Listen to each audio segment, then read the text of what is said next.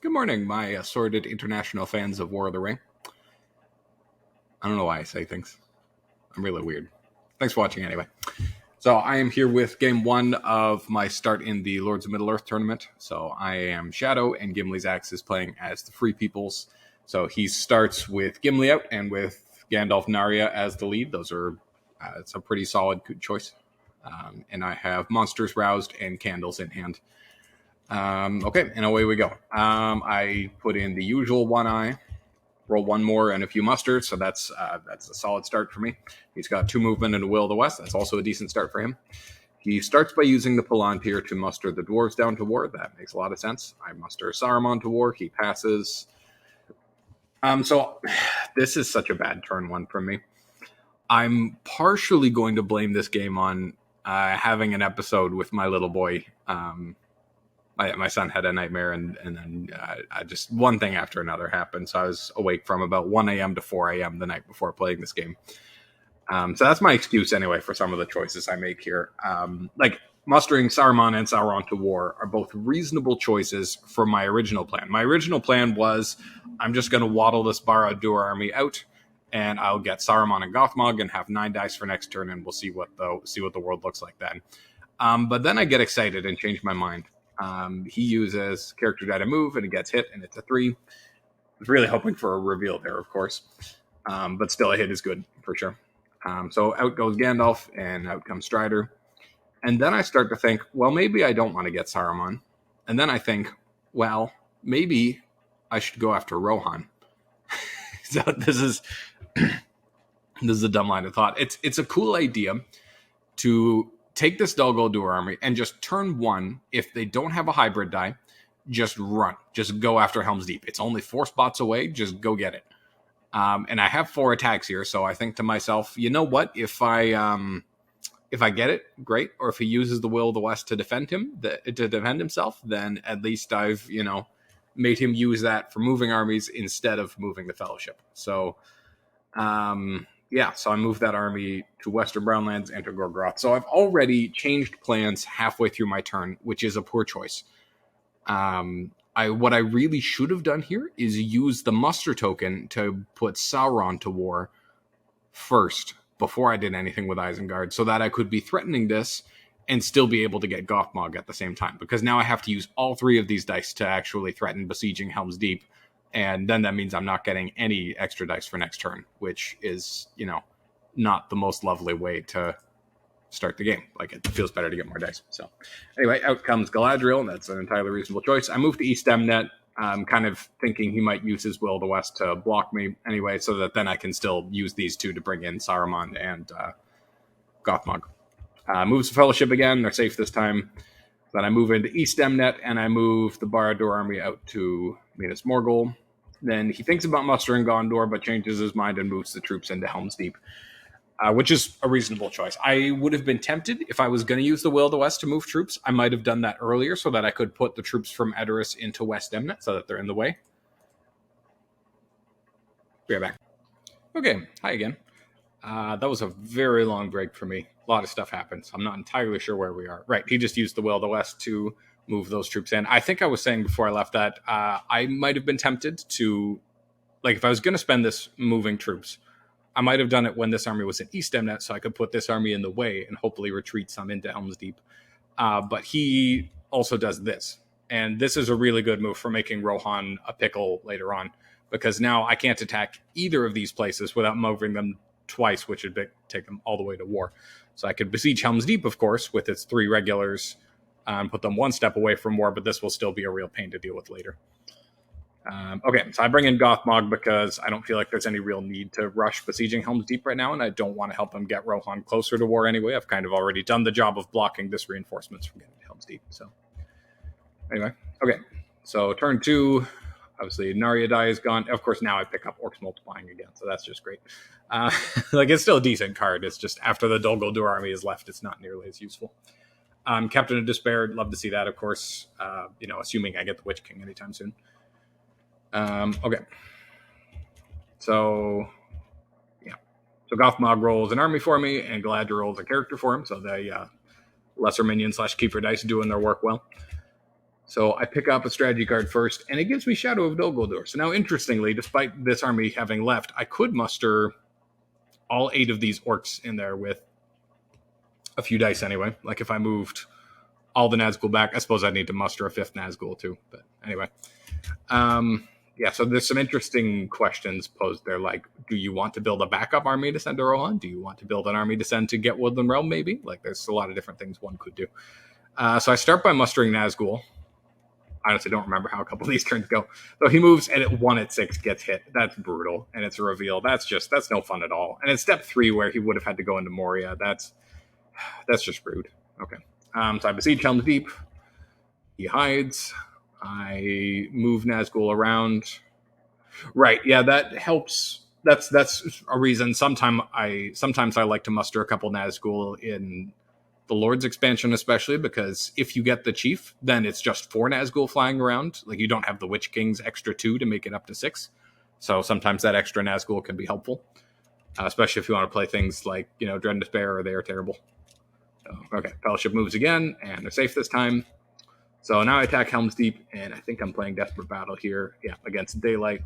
And I get 0 hits, and he gets 3. So that is a very bad start to my conquest against Rohan here.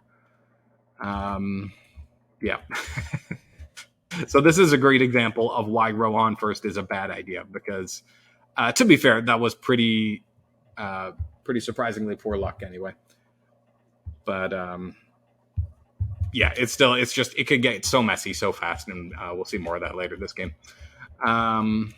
Okay, so it was my turn, and then I got the Chief, and he moved again and was not hit, and I play Captain of Despair. Because at this point, I'm kind of thinking, like, I've already kind of screwed up my military here, so maybe I can throw everything into corruption. I've got lucky that he's gotten hit this much so far, so maybe I can work with Captain of Despair and try to lean into that a little bit. Okay, so Nazgul Search, Pits of Mordor, decent cards. And he gets Riders of Theoden and Weeper of the Swifter, also both decent cards. Fellowship declares to Carrick, and naturally the Witch King follows. 1 eye in, 2 more rolled. Right, I was also thinking about not getting the Witch King last turn, just so Gothmog's die would last longer, but yeah, then I decided to lean into Corruption. Okay, he draws a character card. That is a great card to pick up. And then I, with Captain of Despair, I get the character die down quick so that it's another eye for when he moves. Then he moves and gets hit once, and it's an eye for 1 hour, so that's not too bad anyway. So Fellowship moves forward into Old Forest Road, and I play Orcs multiplying again.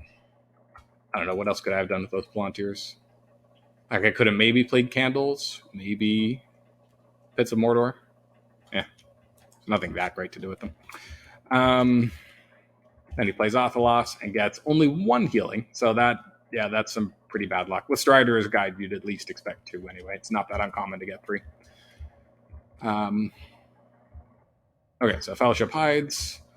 Right, and I'm really preying on Corruption at this point. So the plus side to Saruman not being here is not only am I not denying Gandalf, but also Orthanc isn't vulnerable to Ents because there's no Saruman to kill. So that I guess is part of what could be a good plus side to Rohan first in Loam, is if you want to do the Gandalf denial strat at the same time, those two can work together well.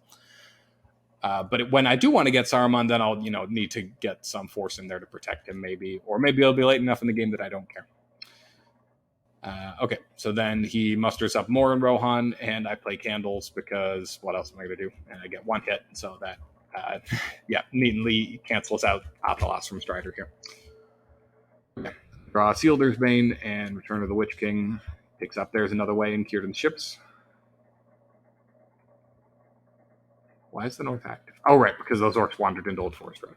This. Okay, so 1 eye in, no more rolled, and he rolls plenty of movement. So he moves once, and is safe. I attack Helm's Deep, right, and I lead with the character deck because I want that in there for a Captain of Despair. A Desperate Battle against Daylight.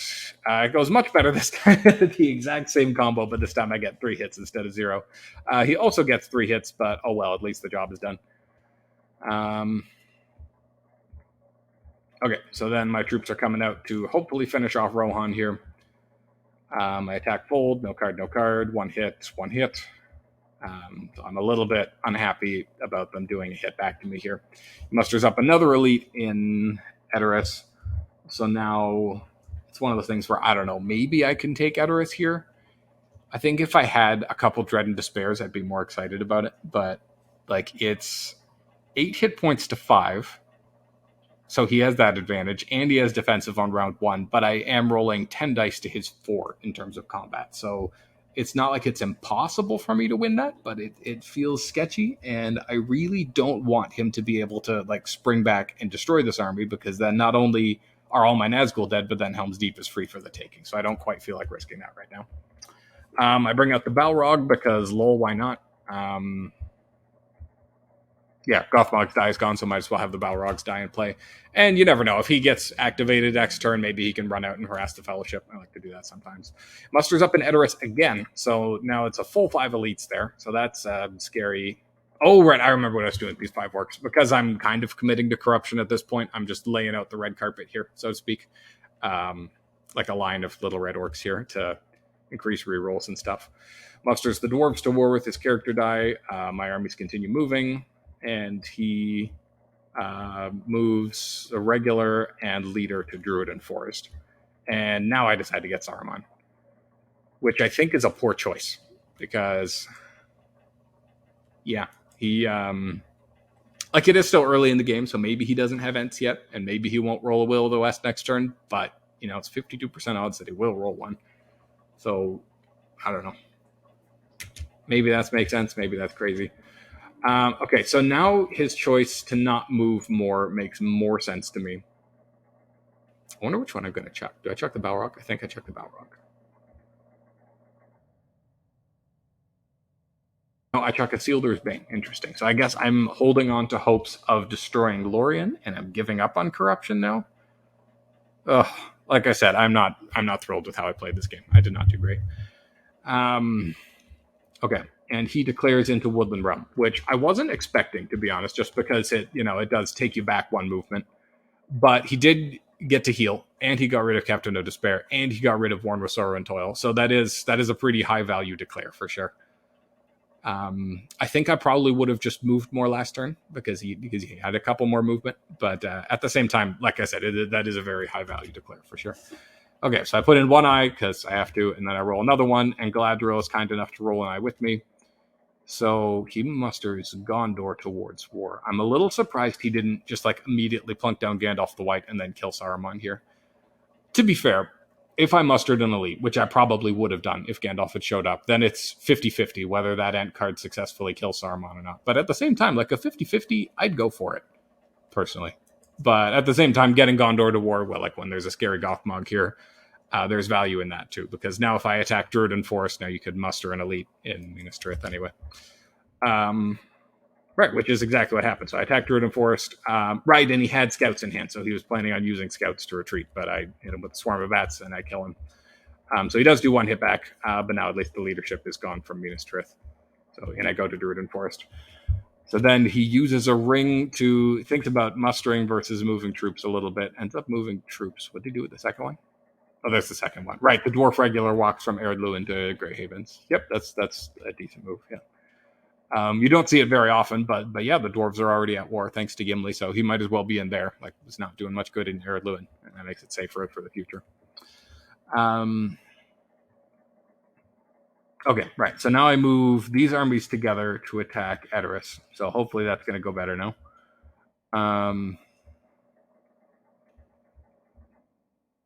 Now I attack Edoras.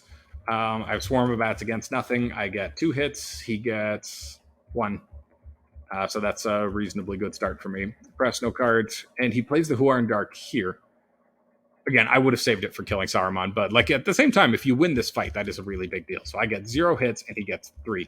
So that feels a lot less good. Like I press because I should still be able to win this. I'm only down 1 hit point and I have full leadership to his none.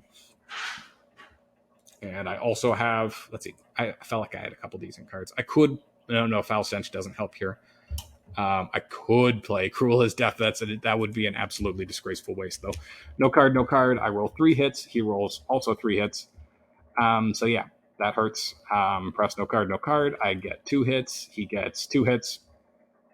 Yeah, so then I stopped there, which is frustrating because, right, I remember my plan now. My plan was hopefully, like after that army had finished off Edoras, then I was going to pivot Nazgul with the character dice and play Shadow and move them all to Dol Guldur, and then use the Palantir to play Shadow and so recruit and move this way. And then with my remaining 2 army dice there, I would walk to Old Forest Road and besiege Woodland Realm. But the Rohirrim fought pretty darn well, and they successfully stopped me. So I'm going to take a quick peek at statistics. Okay, yeah, so I'm -6 on relevant dice for that, and he's +2 overall. So yeah, there's me complaining a little bit. So instead, I get my armies together in West Emnet to hopefully finish them off. And now I attack Edoras again. No card, no card. I get 1 hit. He gets 0. Press no card. 2 hits to 1. Okay, and Rohan is finally finished. But I think this is actually a fantastic example of why Rohan first is an absolutely atrocious idea. Because it's turn 5. And I've invested pretty much all my attacking dice into that. I have accomplished pretty much nothing else. Like, I have the Witch King and Saruman and the Balrog in play for dice economy. And I have Sauron to war. But I've used the Dol Guldur army, and I've used the Barad-dûr army, and I've used all those attacking dice, and all I've accomplished is these 3 points. Like, and Gondor and the dwarves are to war. So my situation militarily on the Dew line and the Gondor line is worse than starting. So I think this is a great example of Rohan first being a terrible idea. Anyway, so I muster an elite in Dol Guldur because I'm preparing that army. So out comes Gandalf, and I realize, shoot, maybe I should have saved that muster for defending Orthanc, because he has 3 character cards, and I don't know what they are. Okay, so I go ahead with my plan anyway. I move the Witch King to Dale, just in case like he moves and gets revealed or gets or declares out. No, I guess he wouldn't declare, just in case he gets revealed. But he wouldn't. He can't reveal in Dale anyway. I guess in case he moved and then declared in Dale. That never mind. He might do that because then he's moving forward and he'd still get to heal. So okay. And naturally, I bring all the Nazgul to Dol Guldur. Gothmog makes his way there too, anyway, because he's 3 regions away, and I didn't know where else to put him. So Fellowship moves once, and they aren't hit, and I play Shadow of Dol Guldur, and they make their way up towards Woodland Realm. All right, Balrog die is gone now, and he picks up another Nth card, so adios, Saruman. Away goes Galadriel's die, since Gandalf was in play. Right. Okay, so I allocate 1 eye, I roll 0 more, and he rolls 3 movement, so that's pretty great. Yeah, naturally plays Ents first, so off goes Saruman. Again, I've definitely played this poorly. When Orthanc was empty like that, I just shouldn't have bothered bringing in Saruman, because not only did I make Gandalf possible for him, but I made it a very vulnerable Saruman. So, like, I had Saruman for like 2 turns, and now I've given him Gandalf and without even giving myself Saruman. So this is just bad. Just bad on my part. Interestingly, he could have played a second card. Bilbo's Song and There's Another Way, naturally, I think he'd want to hold on to. I will go alone. I guess you could maybe check out a Hobbit out to like Erebor or Woodland Realm and heal that corruption. But then, of course, that makes taking randoms a lot more risky for losing Strider. So. Yeah, here's the part where I blame being awake from 1 a.m. to 4 a.m. for my poorly executed Rohan first strategy. Okay, so I move towards Woodland Realm and towards Umbar. He moves the Fellowship, and it's hit at 1 and 6 again. That's not cool. Okay, so out comes Smeagol. I besiege Woodland Realm. So now at least there's a reroll on that. He musters up an elite into Erebor. Right, then I play Nazgul Search here just because this means that he can only move 1 more time this turn, whereas if he'd moved again and not gotten revealed, then he could have used the Will of the West to move again. So this way, I'm forcing the Fellowship to declare in Northern Rovanian, so I put the Witch King there. And I put in Nazgul and Moria. I'm not sure why I'm doing that. I don't know, guess I didn't know where else to put him. Okay, that's that. Fellowship hides. I play Gates Are Closed. Right, and I get to redraw. And it always just feels nice having a card down on the board to block Wind from the West, Okay, so Saldron's to war. Saldron's to war again. Mustering up an elite in Moria. Fellowship moves again, and they're safe. I attack Woodland Realm. No card, no card. 1 hit against 1. I press, no card. 2 hits. And they're finished. So that's a reasonably lucky siege for me anyway. Is that army really strong enough to challenge Erebor? Not exactly, but at least we have Woodland Realm anyway. That's 2 more points than 0. Some pretty epic math for you there. Okay, Fellowship declares forward, which continues to chase him. 1 eye in, 1 more rolled. Blessedly for me, only 1 character die rolled. So in theory, he could have tried to get to Mordor this turn. He could have used a muster to bring in Elrond and used his ring so that he could use his character die twice, and then use Galadriel's ring to also move again, but that is at the cost of 2 rings, so that is pretty expensive. Okay, so Fellowship moves. They're safe. I just draw cards now because I'm a clumsy person. I attack Dale. Why am I attacking Dale? Oh, right, because I want to get the mouth this turn. I attack Dale. I get my 1 hit. He gets not a hit back, so I move out everyone but 1. Which, like, it is... Rangers of the North is a danger here, but I'm not really planning on these 6 regulars leaving. They're just going to sit there and defend Dale because I don't think I can fight Erebor. Like, I don't even want to try, you know. So naturally, he musters another elite in Erebor, and if I attacked, I think he might be able to just stand there and fight me. Like, he could use Círdan's ships for a 4-hit charge. He has an advantageous position and a shield wall.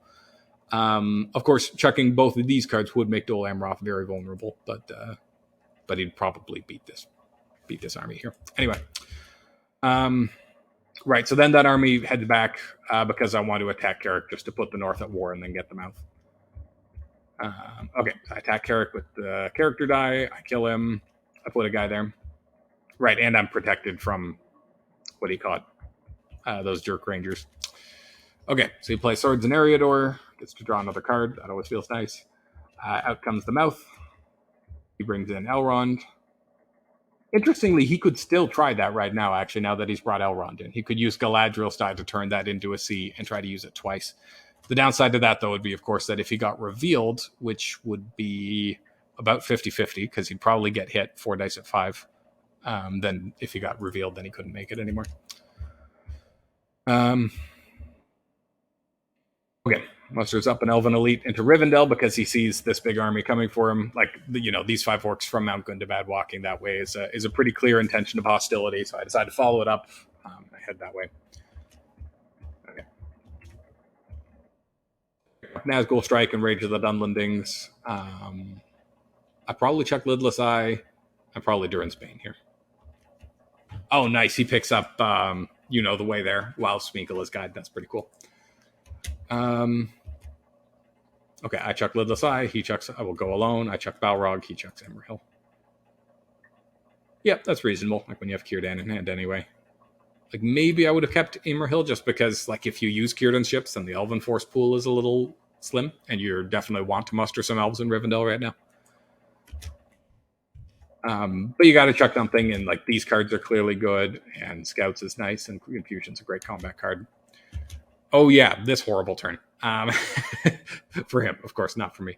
Where he rolls 4 Palantirs and 1 movement. So with Elrond's ring and maybe Galadriel's ring, he could still make it to Mordor with that 1 character die. But rolling 0 musters and only 1 movement is just so bad. And an eye from Elrond, thanks a lot. Yeah, just brutal stuff. Okay, so out come the Smeagol tiles. I play Cruel Weather now, just because I'm worried about him. Why do I do that?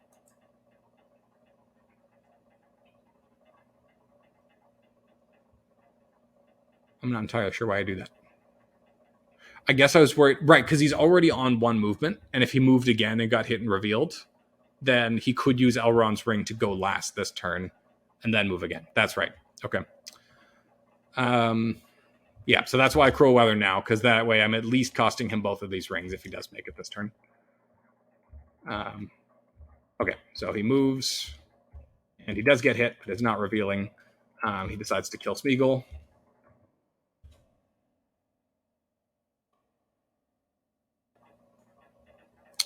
Yeah, okay, so I redraw into a red tile. That's always nice. And now I play Nazgul Strike. I don't know. I'm entirely sure what I'm doing. Rolling for Hunt. I get some hits. Oh, I don't get hits because Elrond. Right. So I probably should have waited, but I guess I wanted to have the reroll on him for this. So 2 hits, and it's just a 1. So now he has, he definitely makes it to Mordor if he uses Galadriel's Spring to move. So I play a red tile and cycle again. He uses Galadriel's tile to move. It gets hit, and it's a 1 reveal. So away he makes it to Morannon. Then he's back. So I draw a tile for Gates. The 2, and he takes Strider for it, which I was a little surprised by at the time. But seeing his hand, it makes more sense. Like he has There's Another Way and Bilbo's song, so I think he's excited to get down to Gollum. I think I probably would have taken a random there, but I could definitely see the reasoning of wanting to get to Gollum. And 1 for Morannon, and it's an eye, so that is lovely for him. Okay, so the boys get together to go get Elrond. Attack Rivendell. Then he plays Spirit of Mordor against it. 2 hits. I attack Rivendell. I'm a little confused as to why I'm using the hybrid die for that. I feel like I should have used the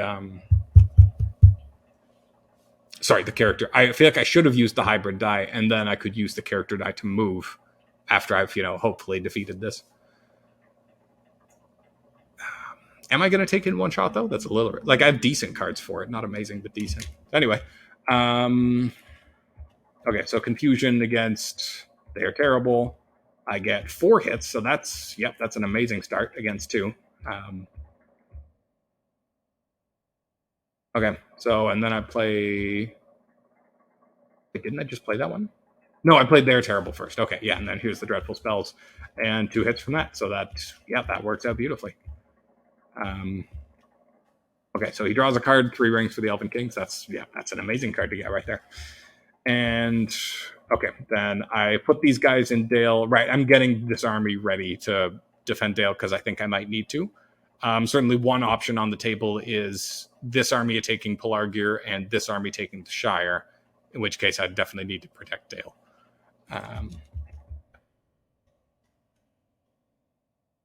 Okay, so... he does pick up Rangers of the North, which I'm not completely safe from because Rosgabel is musterable. So he could use that to, assassinate Carrick or Old Forest Road and bring in a troop and then maybe go muster up in Carrick or go try to take Woodland Realm. But of course the dwarves are at war here anyway, so you don't need to try to instigate something small over here. Okay, so Fellowship is off to Mordor. Changes Legolas to Guide. Less likely to... He's better guide than Boromir, less likely to try to take the ring. So I put in 1 eye and roll a nice bunch of attacks, and he rolls a nice bunch of movement. So I do have Day Without Dawn. So that's nice for me. So he uses 1 to hide first, which I think is the correct call. So I have a couple, different options. So I already have the Mouth in play. So this muster is an attack.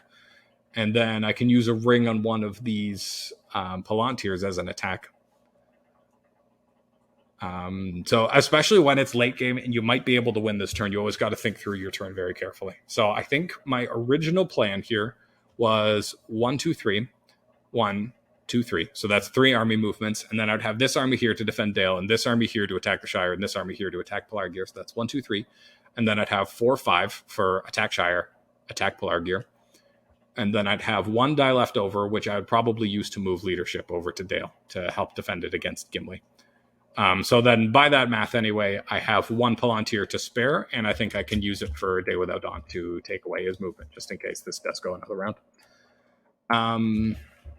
Okay, so he plays Elven Rope, and then I realized after doing that the downside to this plan is Tom Bombadil, which he didn't have, but I didn't have a card to spare, a die to spare for that anymore.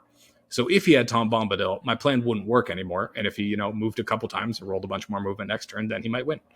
So my other plan for winning this turn, since I have essentially 6 dice to attack with here, 1 I can use a ring on, 1 with the mouth, is I can move all my leadership over here and just 1, 2, 3, 4, 5, 6, and hopefully take Dol Amroth this turn.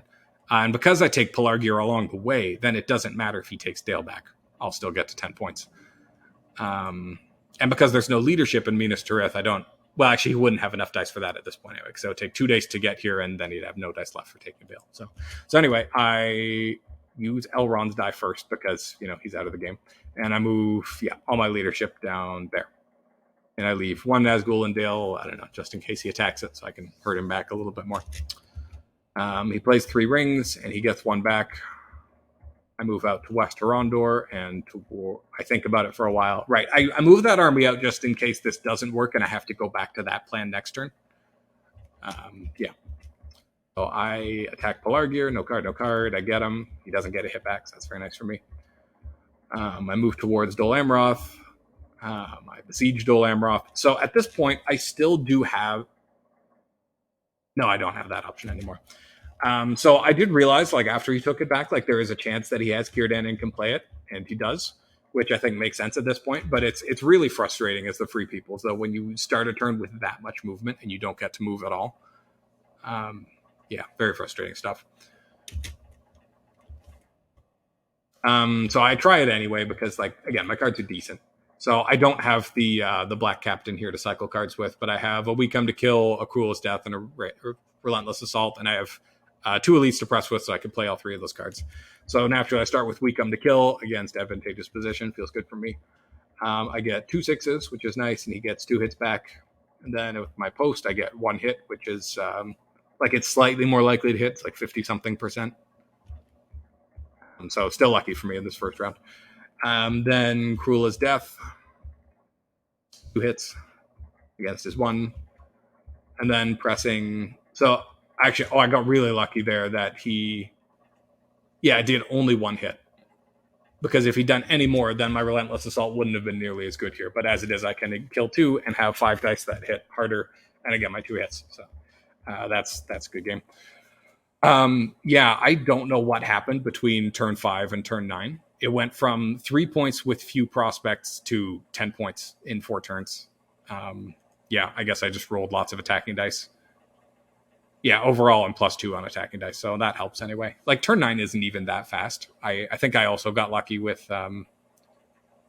he had a couple of low movement turns here. Anyway, if he'd rolled more movement the turn before, this could have been his second turn in Mordor. And if he hadn't had to worry about defending, the turn he had here would have been pretty devastating. So, like I said, I honestly did not play this game well. We also just mentioned how, like, the elves just crumpled so fast. Like, Rivendell, Woodland Realm, and Dol Amroth all had elves in them, and they all just died. Was it 1 die each? Yeah, they all died in 1 die. So that helps a lot.